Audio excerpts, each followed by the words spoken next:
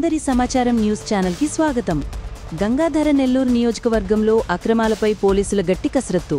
పాలసముద్రం మండలం వనదుర్గాపురంలో అనుమతిలో లేని క్వారీల్లో చెన్నై ముఠా అక్రమంగా గ్రావెల్ను దోచేస్తున్న ఘటన వెలుగులోకి వచ్చింది. రాత్రికి రాత్రే భారీ వాహనాల్లో గ్రావెల్ను తరలిస్తుండగా రెవెన్యూ, పోలీసు అధికారులు దాడి చేశారు. ఈ దాడిలో 10 టిప్పర్లు, 2 హిటాచీ వాహనాలు రెడ్ హ్యాండెడ్గా పట్టుబడి పోలీస్ స్టేషన్కి తరలించబడ్డాయి. అయితే విషయం బయటపడగానే వాహనాలను విడిపించాలంటూ రాష్ట్రానికి చెందిన ఓ ప్రజాప్రతినిధి, అలాగే జిల్లాకు చెందిన కొంతమంది నేతలు ఒత్తిడి తెస్తున్నట్టు సమాచారం. ఒకే నంబరు గల వాహనాలు గ్రావెల్ తరలింపులో దర్శనమివ్వడం గమనార్హం. ఈ అక్రమ రవాణా వెనుక ఇంకా ఎలాంటి పెద్ద ముఠా ఉన్నదో అనుమానాలు వ్యక్తమవుతున్నాయి.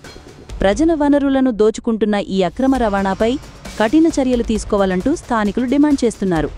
మరిన్ని ఇంట్రెస్టింగ్ న్యూస్ అప్డేట్స్ కోసం మా అందరి సమాచారం ఛానల్ను సబ్స్క్రైబ్ చేయండి.